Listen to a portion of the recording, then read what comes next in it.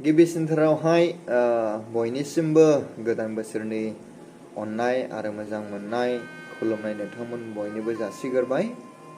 आङो बे समावहाय 2023 बे गोदान बोसोर हेपि निउ इयारनि मुङावहाय आङो सिफुंनि देंखोजों इसे रोंनायजोंनो आङो मेथाइ दोंसे खननो नागिरदों।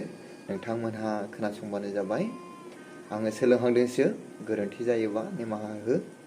मेथाइया जाहैबाय गोदान बोसोरनिनो अ फरबु नों अननानै जोंखौ बासायनानै लाबोबाय थांनाय बोसोरनिफ्राय नैबे बोसोरसिम नैबे मेथाइखौ आङो रोजाबगोन। नोंथांमोनहा खोनासंबानो जाबाय।